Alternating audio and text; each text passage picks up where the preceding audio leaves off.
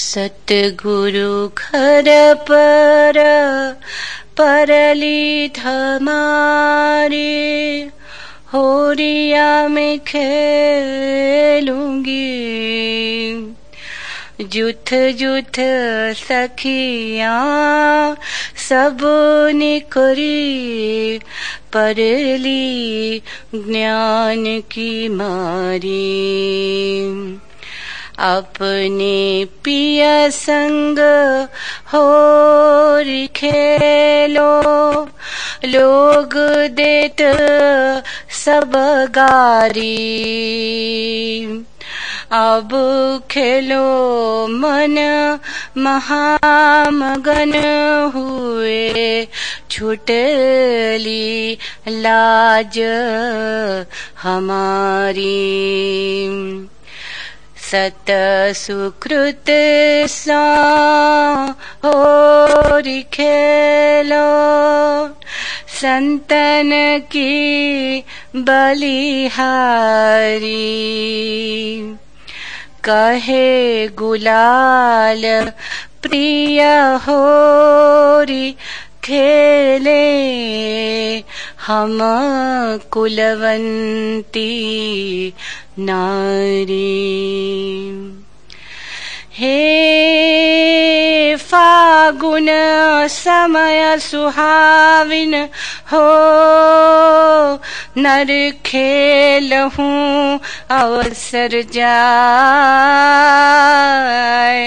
ये तन बालू मंदिर हो नर धोखे माया लपटाय। जो अंजुली झल घटत है हो नेकू नहीं ठहराए। 5-25 बेड़ेदार हो लूट ही शहर बनाए।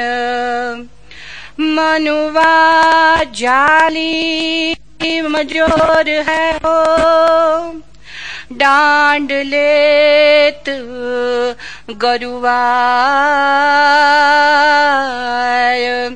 कहे गुलाल हम बांधल हो खात है राम दुहार। ना ना ना ना ना ना ना ना को जाने हरि नाम की होरी। 84 में रमी रहे पूरण तिहुर खेल बनो रे को जाने हरे नाम की होरी।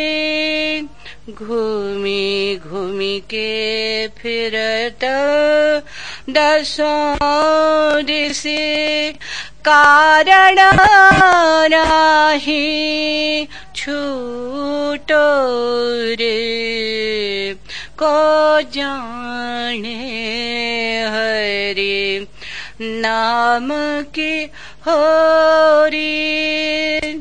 नेक प्रीति हियरे नहीं आयो नहीं सतसंग मिलो रे। कहे गुलाल अधमो भो प्राणी अवरे अवरी गहरे को जाने हरि नाम की होरी।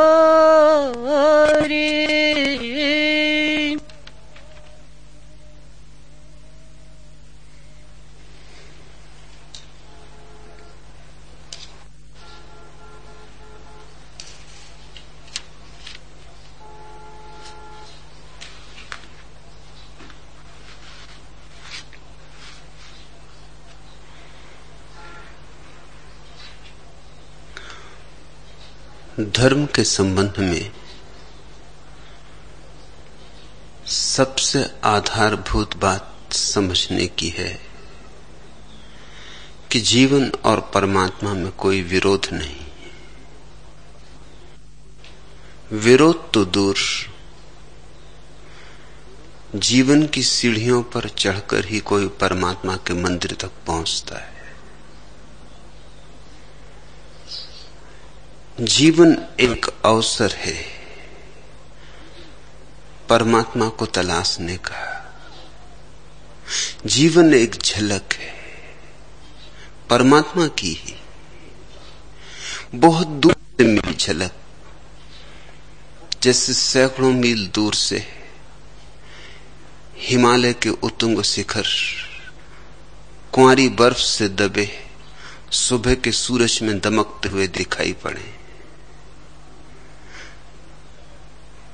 फासला लंबा है, यात्रा बड़ी है, चढ़ाई कठिन है, पहुंच पाए न पहुंच पाए पक्का नहीं।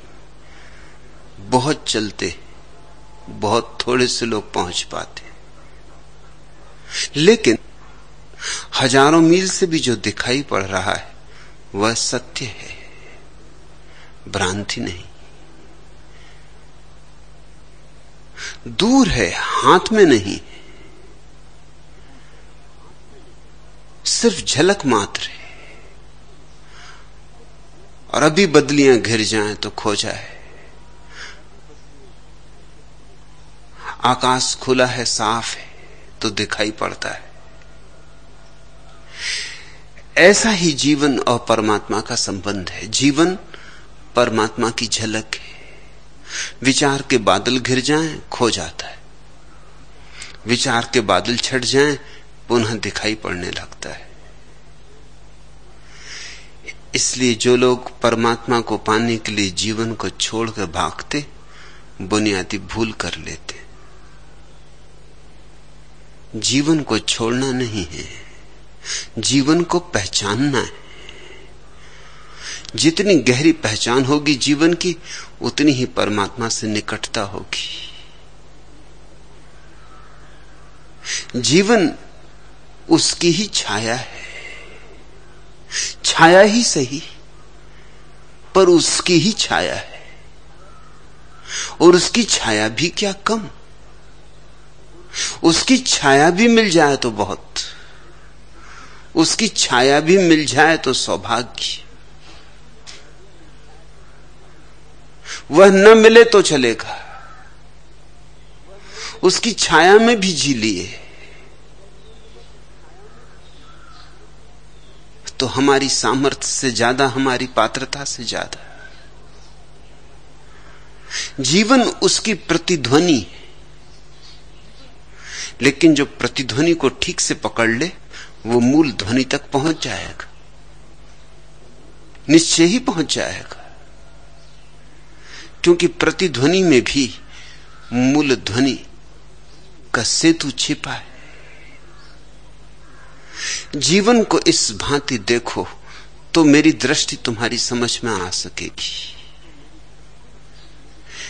त्याग की जो धारणा सदियों सदियों से तुम्हें समझाई गई, उसके कारण बड़ी भूल हो गई है।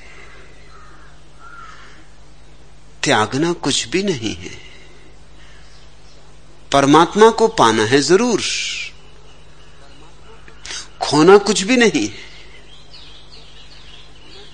परमात्मा इतना विराट है कि ये जीवन भी उसमें समाया हुआ है। तुम जीते जी उसे पा सकते हो, तुम जैसे हो वैसे ही रह के उसे पा सकते हो।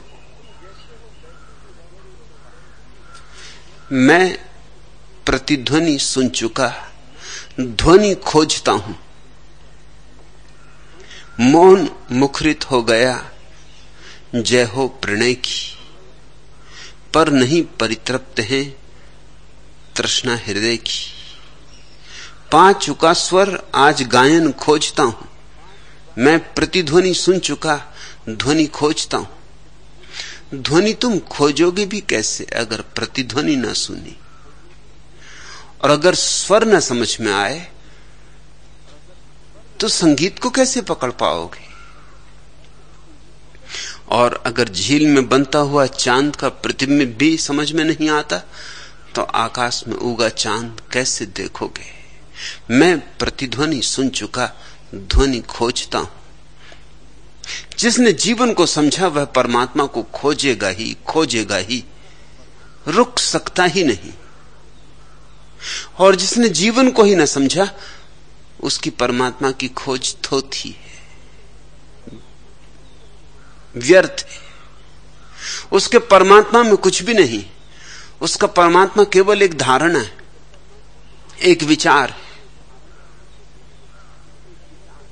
उसका परमात्मा तो केवल औरों ने समझा दिया उसे। उसकी अपने भीतर की प्यास नहीं है, अपने प्राणों की पुकार नहीं है। उसका परमात्मा उसकी प्रार्थना नहीं है, दूसरों के द्वारा दिया गया संस्कार है। उसका परमात्मा उधार है। मेरे पास लोग आते हैं, वो कहते हैं परमात्मा को खोजना। मैं उनसे पूछता हूं किस परमात्मा को? तुम्हारे भीतर कोई प्यास उठी है सत्य को जानने की? तुम्हारे प्राणों में कोई आंदोलन जगा है? तुम किसी झंझावात में पड़े हो? कोई आंधी उठी जो कहती है कि खोजो, कि लगा दो सब दांव पर? या कि हिंदू घर में पैदा हुए, मुसलमान घर में पैदा हुए, ईसाई घर में पैदा हुए और सुन ली बातें कि परमात्मा है और उसने जगत बनाया और उसे जो पालेगा उसे लाभ ही लाभ है, और जो उसे नहीं पाएगा उसे दुख ही दुख है। जो पालेगा उसे स्वर्ग है, जो नहीं पाएगा उसके लिए नरक है। ऐसे भय और प्रलोभन से, ऐसे उधार संस्कारों से, उनसे सुन के जिनको खुद भी पता नहीं, तुम खोजने निकले हो। तुम्हारी खोज नपुंसक होगी, तुम्हारी खोज में श्वास ही नहीं होगी, तुम्हारी खोज लाश होगी, उसमें जीवन नहीं होगा। और लाश को चलाओगे भी तो कैसे? थोड़ा बहुत बांध बूंद के धक्का धुक्कू दे के चला लोगे, गिर जाओगे। लाशें कहीं चली हैं। इसलिए तो इतने लोग दुनिया में धार्मिक दिखाई पड़ते हैं, लेकिन धर्म कहां? मैं प्रतिध्वनि सुन चुका, ध्वनि खोजता हूं। मौन मुखरित हो गया, जय हो प्रणय की, पर नहीं परितृप्त है तृष्णा हृदय की। पा चुका स्वर, आज गायन खोजता हूं। मैं प्रतिध्वनि सुन चुका, ध्वनि खोजता हूं।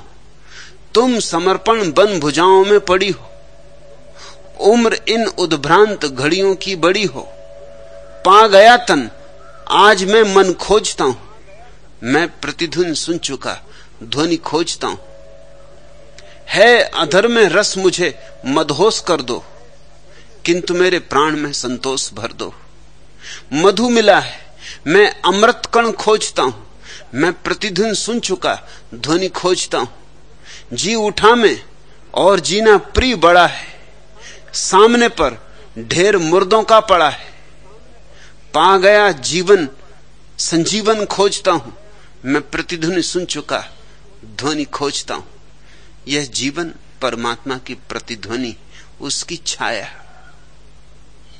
इससे कुछ सीखो। आंखें बंद ना करो, भागो मत, भयभीत ना हो जाओ। इसी छाया के सहारे तुम स्रोत तक पहुंच सकते हो। और कोई उपाय नहीं, और कोई विधि नहीं, और सब विडंबनाएं।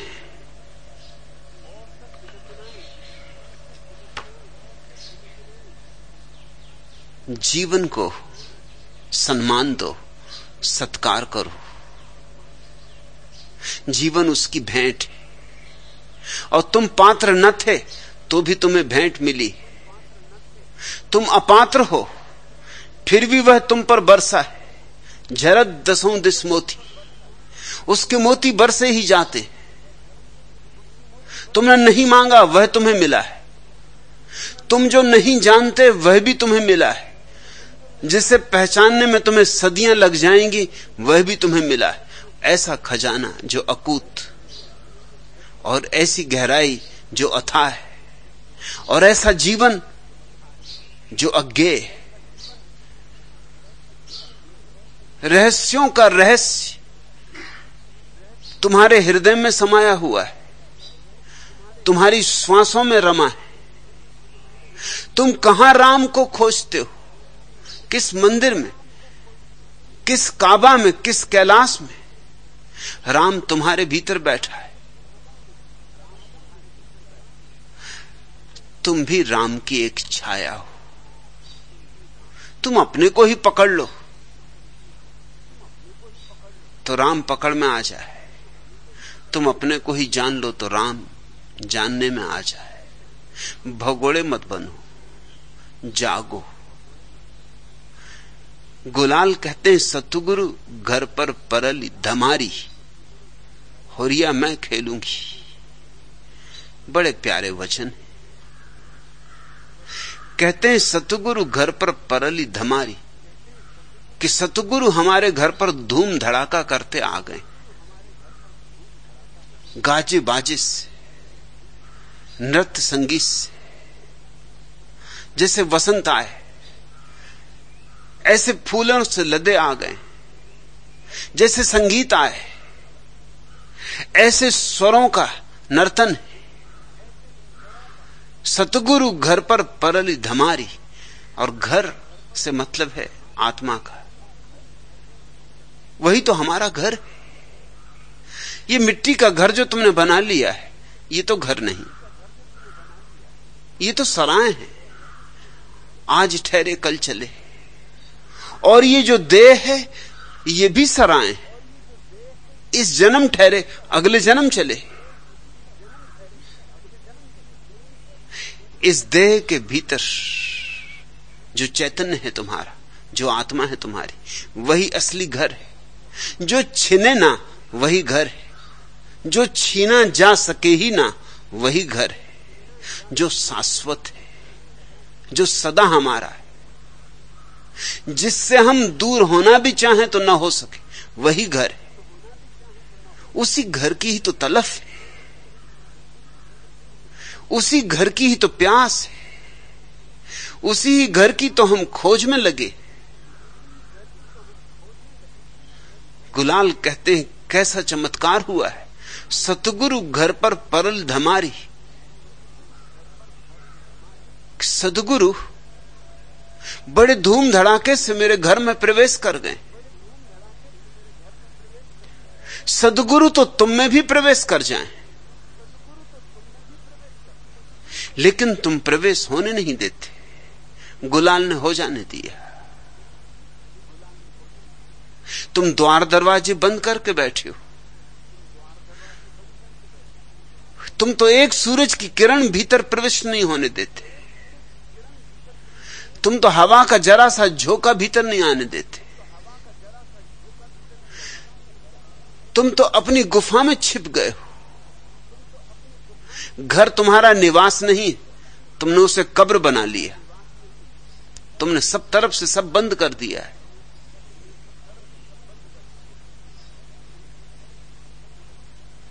किन ईंटों से तुमने अपना घर चुन लिया, दरवाजे चुन लिए, खिड़कियां चुन ली। किन ईंटों से तुमने सब बंद कर दिया है। जरा उन ईंटों को पहचानो। तुम्हारे विचार की ईंटें, तुम्हारे सिद्धांतों की ईंटें, तुम्हारे ज्ञान की ईंटें, तुम्हारे शास्त्रों की ईंटें, तरह तरह की ईंटें, क्योंकि तरह तरह की ईंट बनाने वाले कारखाने। हिंदुओं की अपनी ईंटें हैं, अपना रंग ढंग है। मुसलमानों की अपनी ईंटें हैं, अपना रंग ढंग है। और बड़े झगड़े हैं उनमें कि किसकी ईंट अच्छी। और मामला यह है कि ईंट कोई अच्छी नहीं, क्योंकि सभी ईंटें दरवाजे रोक लेती। दरवाजे दीवारें हो गए। तुम अंधे नहीं हो, सिर्फ तुम्हारे दरवाजे दीवारें हो गए। और तुम्हारा हृदय भी परमात्मा के साथ नाचने को उतना ही तत्पर है जैसे आषाढ़ में मेघ घिर जाते हैं और मोर नाचते। और तुम्हारे प्राण की कोयल भी कूकना चाहती है, मगर अवसर मिले तब तुम अवसर ही नहीं देते। तुमने सब अवसर छीन लिए। गुलाल ने अपने हृदय को खुला छोड़ा, इसलिए अपने नौकर के सामने झुक सके। बुला की राम गुलाल का नौकर था, उनका चरवाहा था। पता नहीं था कि बुला की राम भी कुछ है, ऐसे पता चलता ही नहीं। जब तक तुम खुले ना हो, किसी क्षण में तुम्हारे दरवाजे खुले मिल जाएं तो ही पहचान होती। बहुत खबरें आती थी, लोग कहते थे कि कहां का नौकर लगा रखा है, ये कुछ ढंग का काम नहीं करता, गाय बैलों को तो छोड़ देता है जंगल में चरने और खुद बैठ जाता है वृक्षों के नीचे, आंख बंद करके डोलता है। अलाल है, कामचोर है। वो था रामचोर, और लोग समझते थे कामचोर। वो राम को चुराने में लगा था। वो जो आंखें बंद करके डोलता था, वो राम को चुरा रहा था। जब बहुत शिकायतें आ गईं तो एक दिन गुलाल ने कहा अब जाऊं। गुलाल जमींदार थे, जमींदार की अकड़। पहुंचे सुबह सुबह और देखा तो कहा कि लोग ठीक कहते। बुला की राम को भेजा था खेत में बुआई करने। बैल तो हल बखर लिए एक तरफ खड़े थे और बुला की राम एक वृक्ष के नीचे मस्त हो रहे थे। आनंद की वर्षा हो रही थी, लूट चल रही थी। बड़ा क्रोध आया, पीछे से जाके एक लात मार दी। शायद सामने से आया होता गुलाल तो लात भी ना मार सकता। शायद बुला की राम का चेहरा देखा होता तो राम का चेहरा दिखाई पड़ जाता, मगर पीछे से आया, पीठ पे एक लात मार दी। ये पीछे से ही तो हम परमात्मा की पीठ पे लात मारे चले जाते। ये पीछे से ही तो हम छुरे भोंके जाते। सामने आमने हो तो शायद झेपें भी, थोड़ी लाज भी खाएं, थोड़ा संकोच भी उठे। बुला की राम गिर पड़ा, लेकिन उसी मस्ती में उठा, चरण छुए गुलाल के और बहुत बहुत अनुग्रहित, बहुत बहुत धन्यवाद देने लगा। गुलाल ने पहली दफा गौर से देखा उसे, ये आदमी असाधारण है। मैंने लात मारी और ये धन्यवाद दे रहा, और आंखों से आनंद के आंसू बह जा रहे हैं। और बुला की राम ने कहा कि धन्य हो मालिक, जो काम में वर्षों में मेहनत करके न कर पाया, जरा से इशारे में कर दिया। जरूर उस बड़े मालिक ने ही भेजा है, वो भी मेरा मालिक, तुम भी मेरे मालिक। मालिक ने ही तुम्हें भेजा होगा, तुम छोटे मालिक, वो बड़ा मालिक, मगर बिना उसके इशारे के तुम नहीं आए हो। और क्या लात मारी कि बुला की राम को रास्ते पे लगा दिया। जरा सी भूल हो रही थी, बस जब भी ध्यान करने बैठता था तो एक खराबी थी मेरी, गरीब आदमी हूं, एक जून रोटी मिल जाए वही बहुत। और देख ही रहे हैं आप कि सारी दुनिया मुझे अलाल कहती, कामचोर कहती, और फुर्सत भी मुझे नहीं। इस मस्ती से समय बचे तब ना तो कुछ और करूं। जो कुछ आप दे देते हैं उससे बस बाल बच्चों को एक समय का भोजन मिल जाता है। तो मन में एक आकांक्षा, एक अभीप्सा है कि कभी संतों को घर निमंत्रण करूं, सन्यासियों को बुलाऊं, साधुओं को बुलाऊं, उनको भोग लगाऊं, 36 प्रकार के भोजन बनाऊं। तो ये कर तो नहीं सकता, ये मेरी हैसियत नहीं। सो रोज जब ध्यान में बैठता हूं तो बस यही वासना मुझे पकड़ लेती। बस ध्यान में मैं मन ही मन में बड़े बड़े संतों को निमंत्रण देता हूं, आओ सब आओ, सबको भोजन का निमंत्रण दे आता हूं। और क्या क्या भोजन बनाता हूं मालिक, बस ऐसे ही भोज चल रहा था अभी जब आपने लात मारी। सब परोस चुका था, बस दही परोसने को रह गया था। दही की हंडिया लेके परोसने जा रहा था कि आपने लात मार दी। दही की हंडिया गिरी, दही छितर बितर हुआ, हंडिया फूट गई, संत इत्यादि तिरोहित हो गए, क्योंकि थी तो सब कल्पना ही।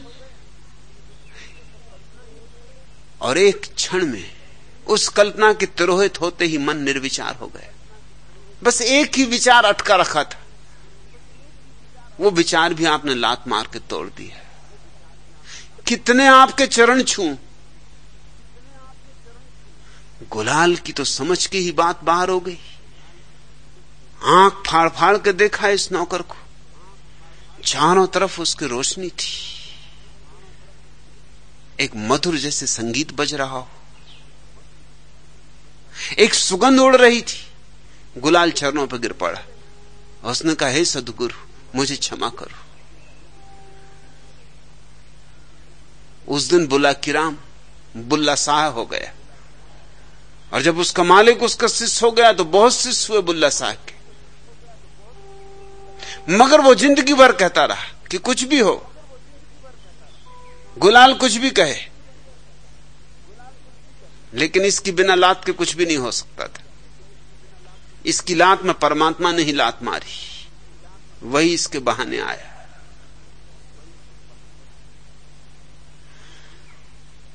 अब गुलाल कह रहे हैं, सतगुरु घर पर परल धमारी। हमारे घर पर सतगुरु बड़े धूम धड़ाके से आ गए। ये बुल्ला शाह की ही याद कर रहे हैं।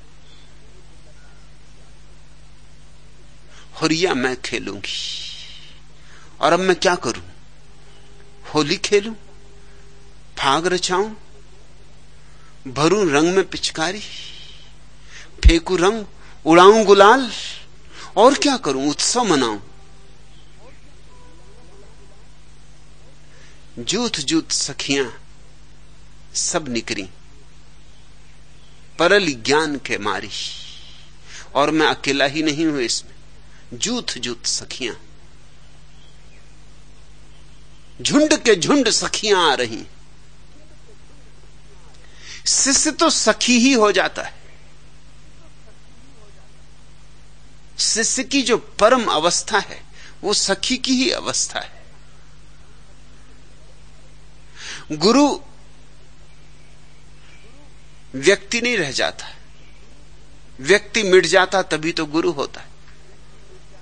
गुरु तो केवल प्रतीक रह जाता परमात्मा का, और परमात्मा ही एकमात्र पुरुष है, बाकी तो सब सखियां हैं।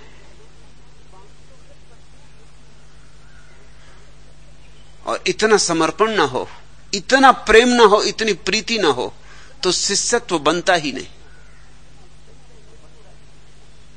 इसलिए ठीक कहते हैं गुलाल, जूथ जूथ सखियां सब निकली, मैं ही अकेला नहीं निकल पड़ा हूं होली खेलने। झुंड के झुंड सखियां आ रही। बुल्ला शाह के पास बहुत बड़ी भीड़ इकट्ठी हुई, दीवानों की, मस्तों की। समा जलती तो परवाने आते ही। बुल्ला शाह के पास बहुत उत्सव हुआ, बहुत नृत्य सघन हुआ, बहुत गीत घने हुए, बहुत वर्षा हुई अमृत की। जूथ जूथ सखियां सब निकली, परल ज्ञान की मारी। इन सबको क्या हो गया है? ज्ञान ने इनके जीवन में धूम मचा दी। एक तो किताबी ज्ञान है, वो क्या खाक धूम मचाएगा। धूल भला इकट्ठी हो जाए, धूम तो बिल्कुल ना मचेगी। धुआं भला उठाए, धूम तो ना मचेगी। दर्पण और गंदा भला हो जाए, निर्मल तो नहीं होगा। रट लो कुरान, गीता, कितने तो लोग रटे बैठे। क्या होगा रटने से? तोतों की तरह रटे जाते हो। ये तो तोते भी कर लेते हैं, ये तुम क्या कर रहे हो? आदमी हो तुम, अपनी इतनी बेइज्जती तो ना करो।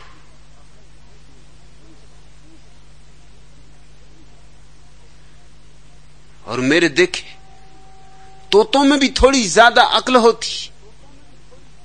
ये तुम्हारे पंडितों की बजाय, ये जो पोंगा पंडित, ये पोंगा पंथी चारों तरफ इकट्ठे, इनसे तोतों में भी थोड़ी ज्यादा अकल होती। एक महिला एक तोता खरीद लाई, बड़ी धार्मिक महिला थी, तोता प्यारा था,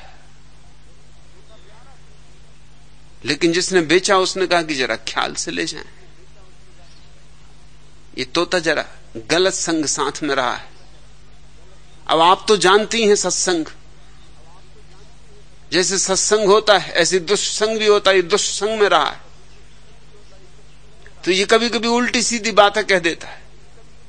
इसका बुरा ना मानना, तोता ही है, इसका कोई भाव बुरा नहीं, भाव इसको है ही नहीं कुछ, शब्द सीख लिए, अंट संट बोल देता है, मगर अभिप्राय इसका कुछ भी नहीं, बिल्कुल कोरा है। तो अगर इतनी तैयारी हो तो ले जाओ, मगर तोता इतना प्यारा था कि उसमें हिलाने को कोई फिक्र न करो, सुधार लेंगे हम। हर सोमवार को पंडित जी आते थे, जैसे पंडित जी होते रहे होंगे पोंगापंथी, आके कुछ पूजा पत्री करवा जाते थे। कहीं तोता कुछ अंटसंट न बोल दे, पंडित जी को नाराज न कर दे, क्योंकि जब महिला घर लाई तब उसे पता चला कि तोता बोलता तो अंटसंट है, कुछ भी कह देता है। कोई अंदर आया कहता है अबे हरामजादे, पंडित जी से कह दे तो गड़बड़ हो जाए, हर किसी से कह देता उल्लू के पट्टे।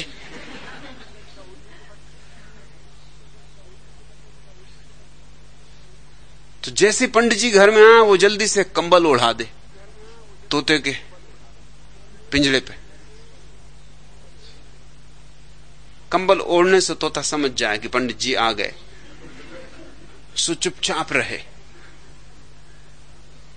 सोमवार को आते थे, सो हर 8वें दिन तोते पे कंबल डाला जाता था। एक बार ऐसा हुआ कि सोमवार को भी आए और मंगल को कुछ काम पड़ गया पंडित जी को, तो वो मंगल को भी आ गए।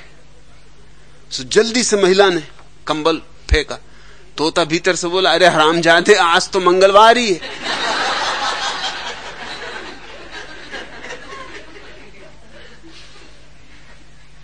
आज ही आ गए पोंगा पंडित,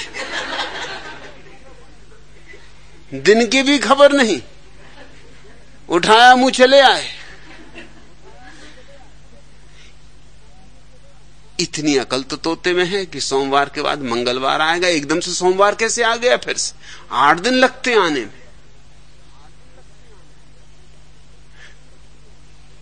लेकिन जिसको तुम पंडित कहते हो उसको इतनी भी अकल नहीं होती, वो केवल मुर्दा शब्दों को दोहराया चला जाता है।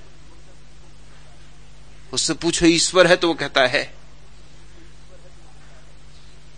रंच मात्र अनुभव नहीं, रत्ती भर प्रतीति नहीं, कोई साक्षात्कार नहीं, कोई पहचान नहीं, कोई मुलाकात नहीं, कहता है। जरा झकझोरो उसे,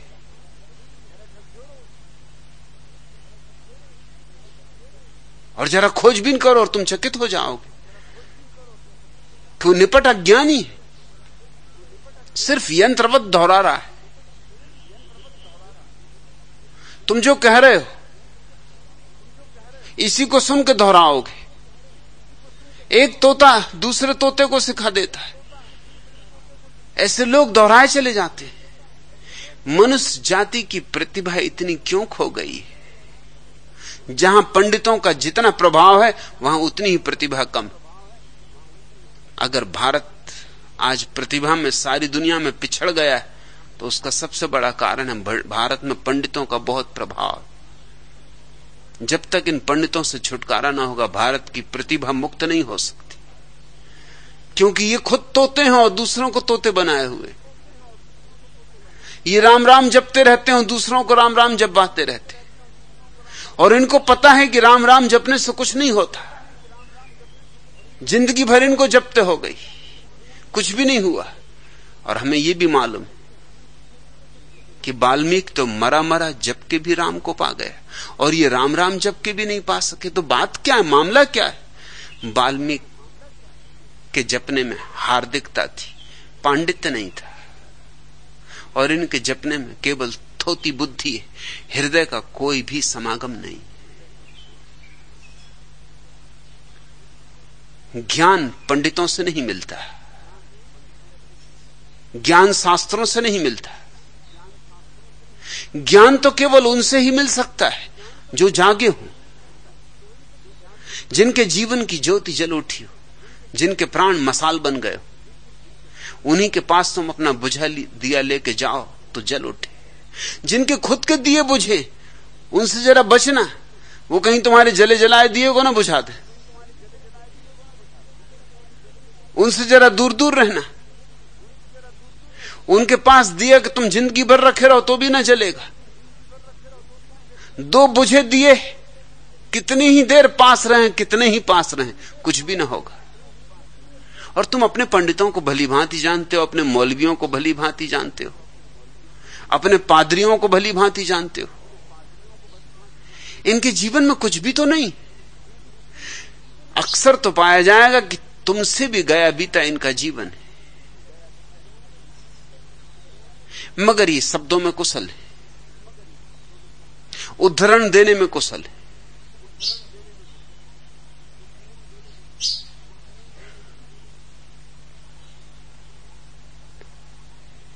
मैंने सुना है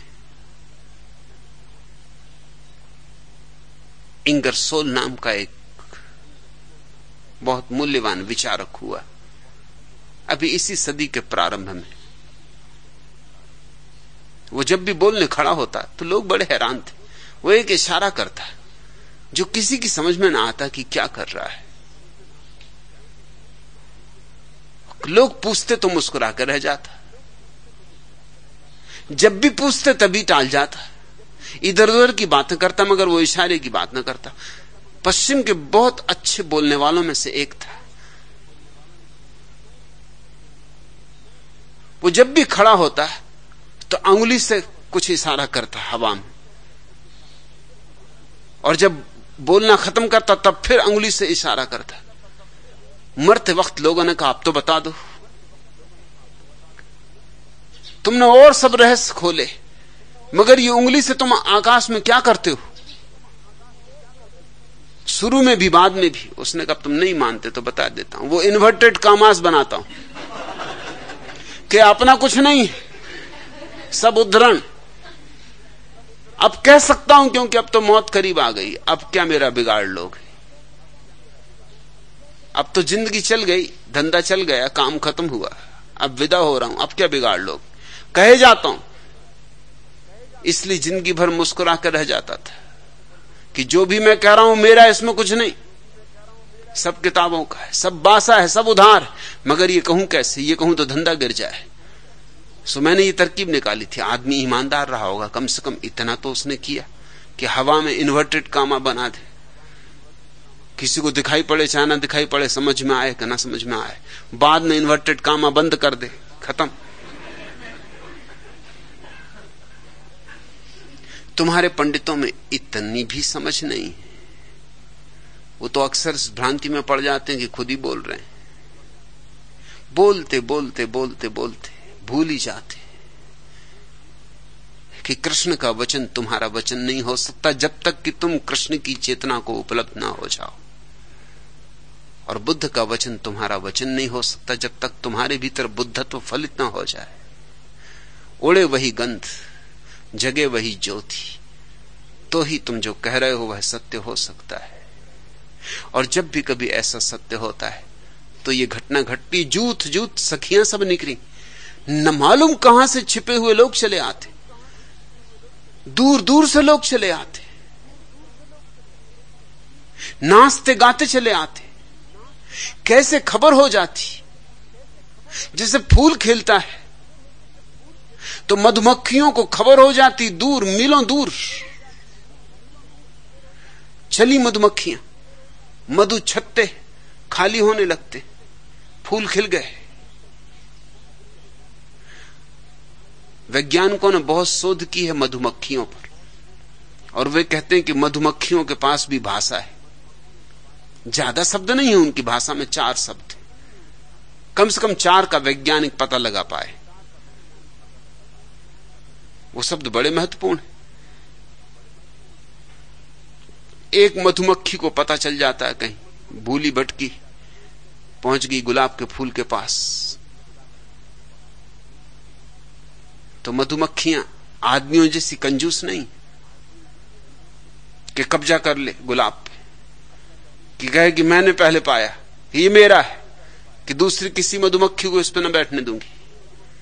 नहीं, वो गुलाब को छूती भी नहीं। वो पहला काम ये करती कि भागती है मधुछत्ते की ओर, मीलों दूर होगा मधुछत्ता, और जाके मधुछत्ते के पास नाचती। ये नाचना उसका एक प्रतीक है, ये एक शब्द हुआ। खास ढंग से नाचती। अगर फूल पूरब में खिला है तो एक ढंग से नाचती, अगर पश्चिम में खिला तो दूसरे ढंग से, अगर दक्षिण में खिला तो तीसरे ढंग से, अगर उत्तर में खिला तो चौथे ढंग से। 4 दिशाओं के नाच हैं उसके। वो नाच के बता देती किस दिशा में फूल खिले, और फिर उड़ चलती, और सारा मधुछत्ता उसके पीछे हो लेता है।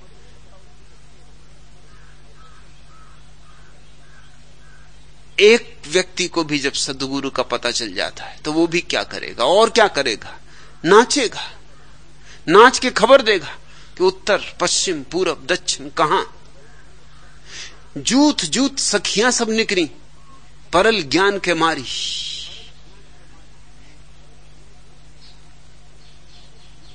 ज्ञान की धूम मच गई। सद्गुरु के पास ज्ञान का महोत्सव चल रहा है। यही वास्तविक यज्ञ। हवन कुंड बाहर नहीं बनाने होते, प्राणों से बनाने होते।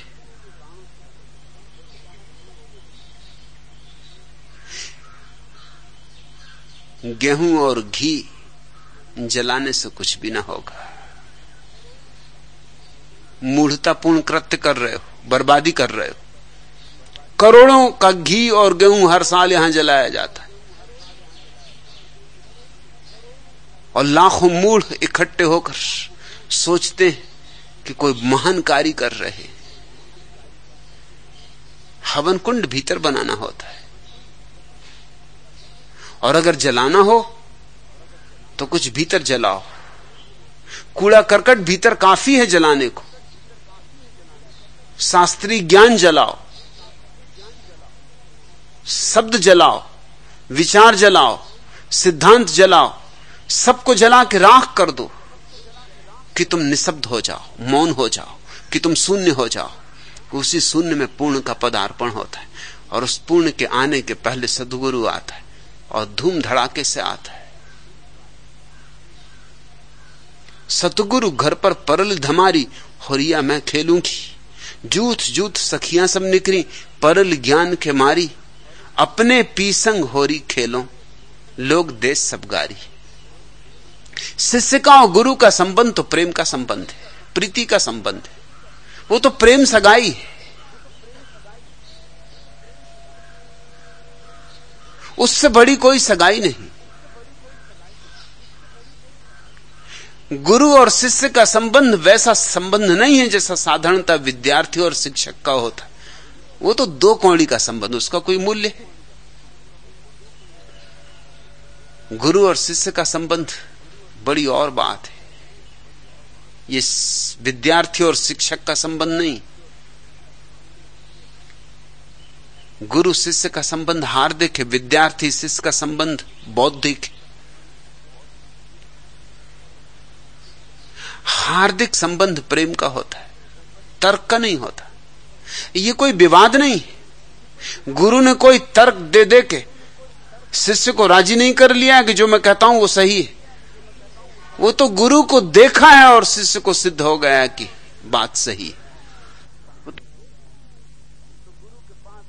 वो तो गुरु के पास बैठा है और सिद्ध हो गया है कि बात सही है। बात कही नहीं गई और सुन ली गई, शब्द बोले नहीं गए और पहुंच गए।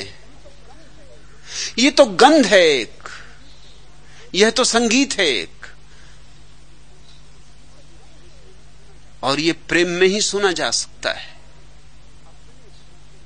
अपने पीसंग होरी खेलो, और मैं अपने प्यारे संग होरी खेलती हूं, गुलाल कह रहे। और लोग भी अजीब हैं कि लोग गालियां दे रहे हैं। लोग सदा से ऐसे ही रहे, न खुद होली खेलेंगे न दूसरों को खेलने देंगे। उन्हें बड़ा कष्ट हो जाता है किसी को मस्ती में देखें तो। कोई गीत गाए तो उनको एकदम गालियां सूझती। क्या करें बेचारे, उनके भीतर गालियां ही लगती। उनका कसूर भी नहीं, उन पर नाराज भी ना होना, उन्हें क्षमा करना। कोई क्या कर सकता है, बबूल में कांटे लगते। अब तुम बबूल में कोई कमल थोड़ी लगाओगे। लोगों के प्राण बबूल हो गए, कांटों से छिदे, खुद कांटों से छिदे, खुद पीड़ा में, खुद नरक में जी रहे। तो जब दूसरे को मस्त देखते, मगन देखते, तो उनकी ईर्ष्या का अंत नहीं रह जाता, उनके भीतर से गालियां फूट पड़ती।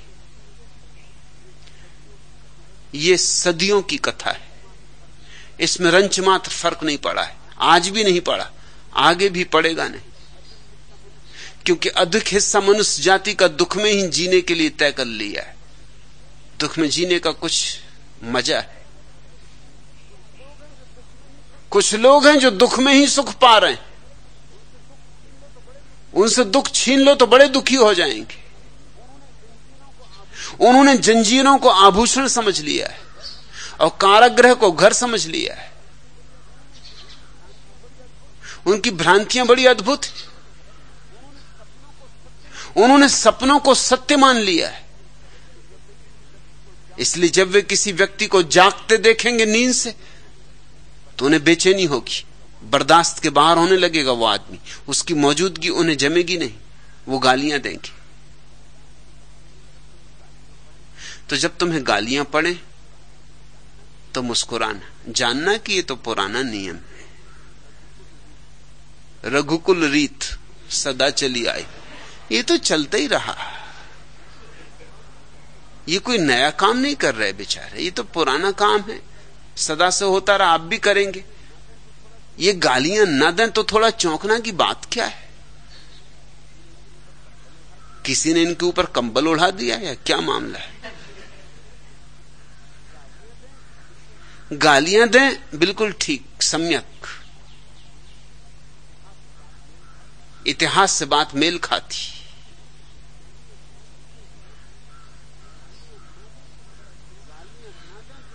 गालियां ना दें तो थोड़ा चौंकना कि मामला क्या है, अंधे हैं, बहरे हैं, क्या बात है, इनको दिखाई नहीं पड़ रहा। अपने पीसंग होरी खेलो। गुलाल कहते मैं तो किसी का कुछ बिगाड़ नहीं रहा, अपने पिया के संग होली खेल रहा हूं। मगर लोगों को क्या हुआ है? लोग कितने कष्ट उठा के गालियां देते, कितना श्रम करते गालियां देने में। इतने श्रम से तो अपने ही गीत बना लेते, इतने श्रम से तो उनका जीवन भी उत्सव हो सकता था, उनके जीवन में भी बांसुरी बज सकती थी। लेकिन अजीब हैं लोग, बांसुरी बजाने में उनका रस नहीं, किसी और की बजे इससे भी उन्हें विरोध है। हर आदमी चाहता है कि दूसरे लोग मेरे जैसे ही दुखी रहें। दुखी आदमियों को देख के उसको तृप्ति मिलती कि ठीक सब हमारे ही जैसे। सुखी आदमी को देख के उसे शक पैदा होता। अब दो बातें खड़ी हो जाती, दुविधा खड़ी हो जाती, क्या मैं गलत हूं? अगर यह आदमी सही है तो मैं गलत हूं। मगर कोई अपने को गलत नहीं मानना चाहता। अहंकार के विरोध में है यह बात, अपने को गलत मानना।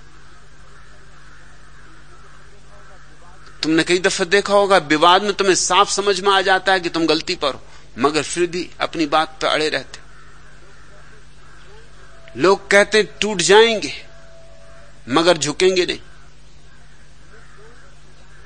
मिट जाएंगे मगर अपनी बात पर डटे रहेंगे। गलत सही का सवाल कहां है? सवाल मेरी बात का है। तो जब भी तुम देखते हो कोई मस्त है, आनंदित है, तुम्हें पीड़ा होती, तो कौन सही? ये आदमी सही और तुम्हें एक सुगमता है, क्योंकि भीड़ तुम्हारे जैसी, उस जैसी नहीं। तो तुम कह सकते हो कि भीड़ गलत नहीं हो सकती। इतने लोग कैसे गलत हो सकते? जॉर्ज बर्नार्ड शॉ से किसी ने कहा, किसी बात के संबंध में बर्नार्ड शॉ कुछ कह रहा था, उस आदमी ने कहा कि आप अकेले ये बात कहने वाले, आखिर सारे पृथ्वी के करोड़ करोड़ लोग गलत कैसे हो सकते? और तुम्हें पता बर्नार्ड शॉ ने क्या कहा? बर्नार्ड शॉ ने कहा, मैं ये पूछता हूं कि करोड़ करोड़ लोग सही कैसे हो सकते? क्योंकि सही तो कभी कोई एक आध होता है। इतने लोग अगर इस बात को मानते हैं तो गलती होगी बात, नहीं तो इतने लोग मान ही नहीं सकते।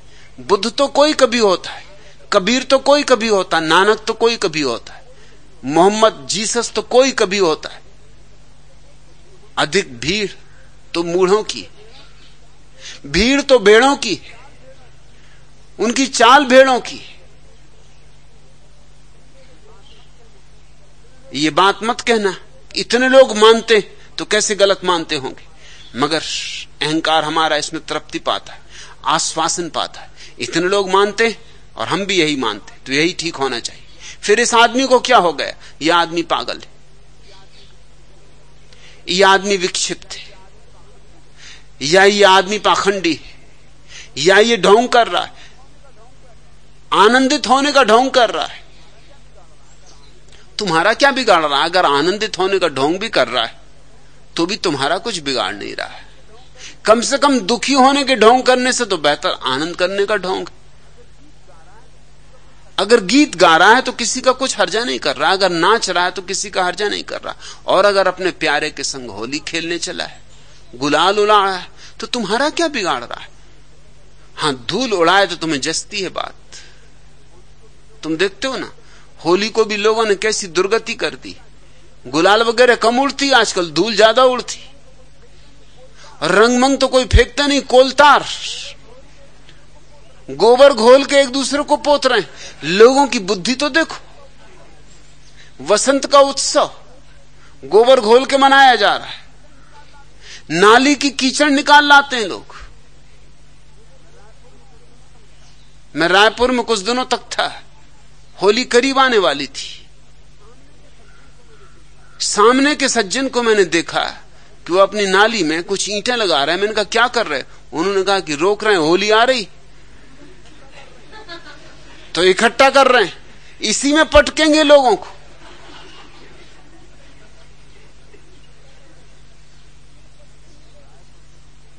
एक तो रायपुर जैसी गंदगी किसी और नगर में खोजना मुश्किल, रायपुर तो हद है।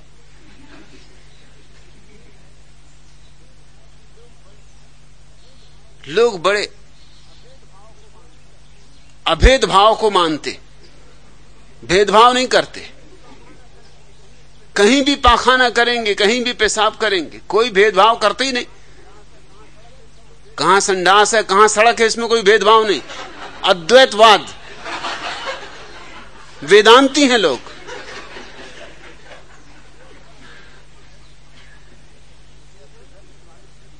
मुझे अपने घर से कॉलेज तक जाना पड़ता था, कोई 1.5 मील का फासला था।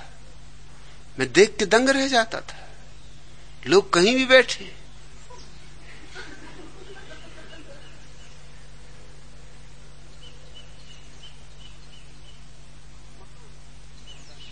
महा गंदा नगर है रायपुर,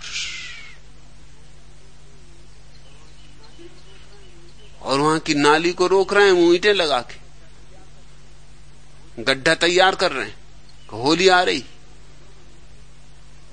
लोगों ने वसंत के उत्सव को, आनंद के उत्सव को भी कीचड़ फेंकने का उत्सव बना दिया। और तुम देखते हो लोग होली पे गालियां बकते, साल भर इकट्ठी करते हैं गालियां, होली पे दिल खोल के निकाल लेते। जिन जिन को देना था गाली, और नहीं दे सकते थे क्योंकि हर वक्त गाली दो तो झंझट खड़ी हो जाए। दिल खोल के होली पे गालियां दे लेते। गीत गाने का उत्सव गालियों में गिर गया, रंग उड़ाने का उत्सव नालियों में गिर गया। आदमी कैसा है, यह हर चीज को विकृत कर लेता है, हर चीज को खराब कर लेता है। इसके हाथ में सोना लग जाए मिट्टी हो जाता है। अब होली तो हमारा सबसे सुंदर उत्सव था, रंगों का उत्सव,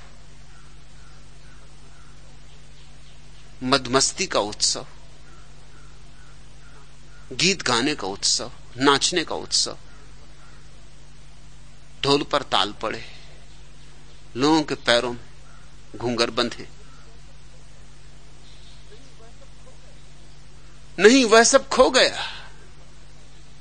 लोग गालियां बक रहे हैं, गंदी से गंदी गालियां बक रहे हैं, और गंदे से गंदा मलमूत्र एक दूसरे के ऊपर फेंक रहे हैं, और इसको कहते हैं होली।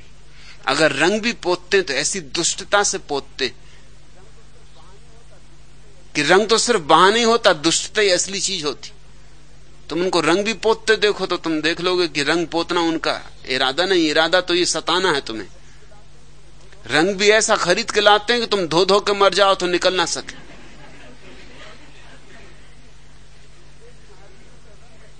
इस देश में हर चीज का रंग कच्चा, सिर्फ होली पर पक्का रंग मिलता, पता नहीं कहां से मिल जाता। कोई कपड़े का रंग पक्का नहीं, मगर होली के लिए बचा कर रखते हैं पक्का रंग। अपने पीसंग होरी खेलो, लोग देश सब गारी। अब खेलो मन महामगन होए, छूटली लाज हमारी। लेकिन वो कहते हैं कि हमें तो लाज भी नहीं रही, हमने तो लोक लाज भी खो दी। अब लोग गाली दें तो गाली दें, हमें तो बेचैनी भी नहीं होती। किसको हो बेचैनी? जिस मन को बेचैनी होती थी वो तो डूब गया, हम तो महामगन हो गए। हम तो बचे ही नहीं जिसको चोट लग सकती थी, वो अहंकार ही न रहा जिसको तुम घाव कर सकते थे। अब खेलो मन महामगन होए, छूटली लाज हमारी। रंगों की बौछार कर रही संध्या पावस की, दूर दिखता रंग महल वह जिसके फिरोजे के छज्जे, सोने की दीवारें जिसकी मेहराबी मानिक दरवाजे। जाते जाते उजग गई रे संध्या पावस की, रंगों की बौछार कर रही संध्या पावस की। इंद्रनील के आसमान में दिखते रंग बिरंगे बादल, कहीं इंद्रधनु के रंगों से भर जाता है शून्य दिगंचल। वह धनुषई चीर लहराती संध्या पावस की, रंगों की बौछार कर रही संध्या पावस की। कहीं बैंगनी, कहीं जामनी, कहीं कत्थई, कहीं सुरमई, लाल सुनहरे 100 रंगों से आसमान को सांझ भर गई। इन रंगों में डुबो गई मन संध्या पावस की, रंगों की बौछार कर रही संध्या पावस की। मेरे प्राण परिंदों से ही डूब डूब जाते रंगों में, संध्या के 100 रंग 100 तरह भर जाते मेरे अंगों में। आज गगन मन में दमकी रे संध्या पावस की, रंगों की बौछार कर रही संध्या पावस की।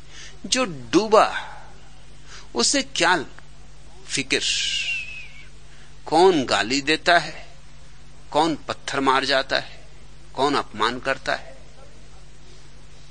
यह सब अर्थहीन हो गया। उसके भीतर वह अहंकार ही न बचा जिसके लिए इन सारी बातों की सार्थकता थी। शिष्य होने के लिए यह जरूरी शर्त है कि आदमी लोकलाज को छोड़ दे, नहीं तो लोकलाज तुम्हें बांधे रखती भीड़ भाड़ से, तुम उससे कभी मुक्त नहीं हो पाते। लोकलाज की व्यवस्था तुम्हें भीड़ भाड़ से बांधे रखने की व्यवस्था है। वो इस बात की व्यवस्था है कि कभी भीड़ को छोड़ना मत, नहीं तो भीड़ बदला लेगी, बहुत सताएगी। राजपथ मत छोड़ना भीड़ का, चाहे राजपथ कहीं पहुंचे या ना पहुंचे, मगर चलना राजपथ पर, जहां सब चलते हो वहीं चलना। सब गड्ढे में गिरे तो तुम भी गिरना, मगर रहना सबके साथ, अलग थलग मत हो जाना। अपनी कोई पगडंडी मत पकड़ लेना, और धर्म पगडंडी, राजपथ नहीं। प्रत्येक व्यक्ति को एक न एक दिन भीड़ का साथ छोड़ देना होता है। भीड़ को छोड़ते ही तो तुम पहली बार परमात्मा के साथ होने की सामर्थ्य प्रकट करते हो। लोगों ने भीड़ को परमात्मा बना लिया है, भीड़ को धर्म बना लिया है। ईसाई चला जाता है हर रविवार को चर्च में, किस लिए? तुम सोचते हो चर्च से कुछ लेना देना, कि क्राइस्ट से कुछ लेना देना है? नहीं, वो जो ईसाइयों की भीड़ है उसको राजी रखना है। अगर रविवार को चर्च न जाओ तो वो भीड़ नाराज होती। लोग पूछने लगते हैं क्यों नहीं आए, क्या बात है, क्या नास्तिक हो गए, क्या जीसस को विस्मरण कर दिया? अब कौन इन झंझटों में पड़े? फिर इन्हीं लोगों से हजार काम है। लड़के बच्चों की शादियां करनी है, दुकान भी चलानी है, बाजार भी चलाना है, इन पर हर तरह से निर्भर भी रहना है, सुख दुख का साथ है, जरूरत पड़ती ही है सभी को एक दूसरे की। कौन झंझट मोल ले? बेहतर 1 घंटा हो आओ चर्च। सो लोग मंदिर हो आते, मस्जिद हो आते। न मस्जिद से लेना, न मंदिर से कुछ लेना, न चर्च से कुछ प्रयोजन, न गिरजे से, न गुरुद्वारे से। भीड़ से डर है कि न गए तो भीड़ अड़चन खड़ी करेगी, और भीड़ अड़चन खड़ी करती, हुक्का पानी बंद। जितना छोटा गांव उतनी भीड़ ज्यादा उपद्रव करती, क्योंकि छोटे गांव में हर एक को हर एक का पता होता है। मेरे देखे दुनिया से छोटे गांव मिट जाएं तो दुनिया में स्वतंत्रता बढ़ेगी। जब तक छोटे गांव हैं दुनिया में स्वतंत्रता नहीं बढ़ सकती। मैं छोटे गांवों के विरोध में हूं, क्योंकि छोटे गांव का सबसे बड़ा खतरा यह है कि हरेक की नजर हरेक पे लगी रहती, कहां जा रहा है, क्या कर रहा है, क्या नहीं कर रहे, कि वहां क्या कर रहे थे, उसके पास क्यों बैठे थे। बड़े नगर की कम से कम एक सुविधा है कि सबको सबका पता नहीं रहता कौन क्या कर रहा है, कहां जा रहा है, क्या नहीं कर रहा है। इतनी भीड़ भाड़ है कि कहां किसको पता। जो काम सदियों में नहीं हो सके थे बड़े बड़े क्रांतिकारियों के द्वारा, वो छोटी छोटी चीजों से हो गए। जैसे रेलगाड़ी ने कुछ काम कर दिए। अब रेलगाड़ी कोई क्रांतिकारी चीज नहीं है, क्या रेलगाड़ी को क्रांति से लेना देना। लेकिन रेलगाड़ी में तुम बैठे हो, 24 घंटे की सफर, भोजन तो करोगे ना। अब बगल में जो सज्जन बैठे हैं पता नहीं कौन हो बाबू जगजीवन राम, क्या पता। खादी वगैरह पहने बैठे मगर हैं तो चमार। अब तुम पूछ भी नहीं सकते भैया चमार तो नहीं, वो नाराज हो जाएंगे एकदम। और भोजन तो करना ही पड़ेगा।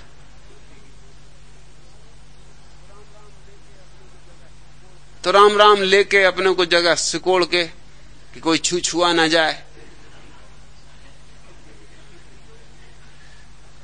कुछ खरीदोगे कहीं, क्या पता कौन बेचने वाला है, हिंदू है कि मुसलमान।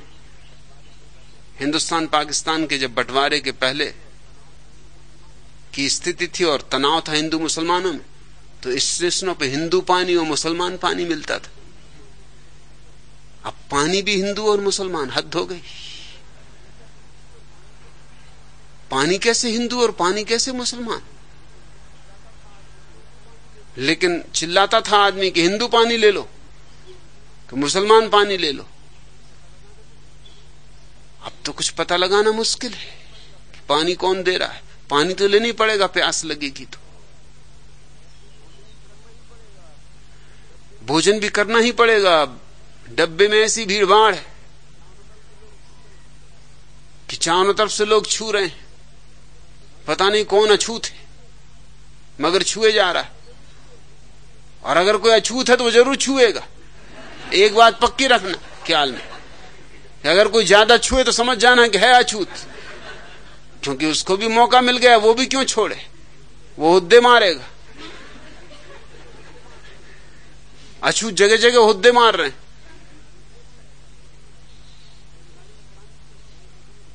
रेलगाड़ी क्रांति कर दी, बड़े नगरों ने बड़ी क्रांति कर दी। लोगों को पता ही नहीं कि तुम कहां गए। रविवार को सुबह से घर चले गए, लोग समझ रहे हैं चर्च गए, तुम मैटनी शो देख रहे।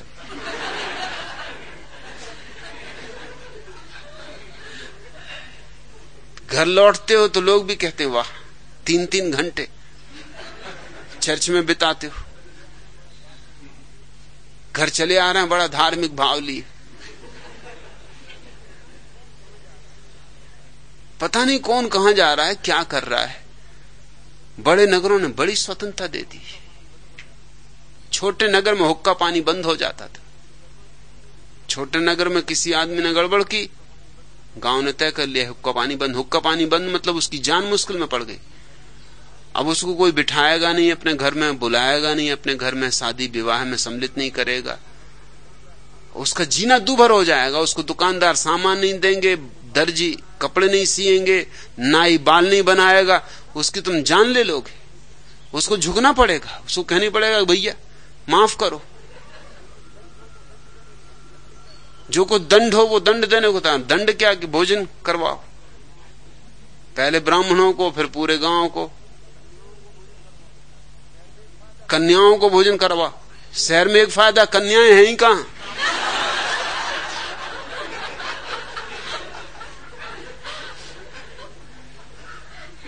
कोई झगड़े नहीं।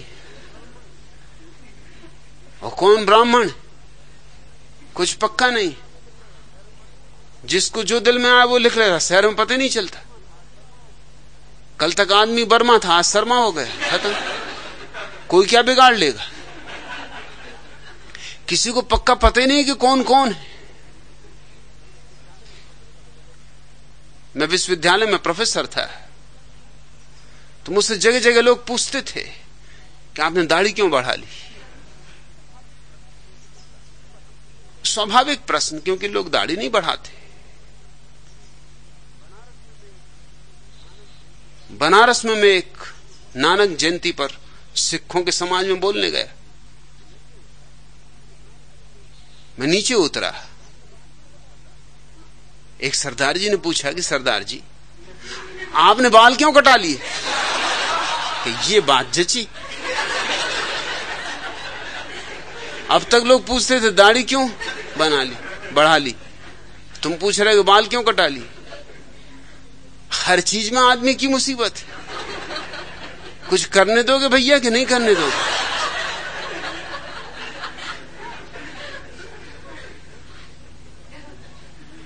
छोटी जगह तो हर छोटी चीज पर सवाल उठाया जाएगा।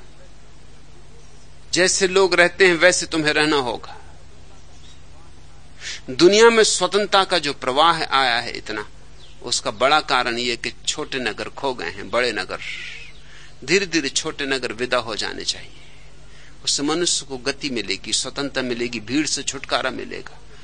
ये बड़े आश्चर्य की बात है कि बड़े नगरों में भीड़ ज्यादा है मगर भीड़ से छुटकारा हो जाता है। फुर्सत किसको, कोई किसी को देखते ही नहीं कि कौन कहां भागा जा रहा। तुम बंबई में देखो ना, मोहल्ले वाला भी शायद ही तुम्हें पहचाने कि आप कौन। एक ही मकान में रहते, एक ही लिफ्ट में ऊपर आते जाते, मगर किसको पता कौन कौन है। किसको पड़ी अपनी ही भागा दौड़ इतनी कि कौन किसकी पूछे।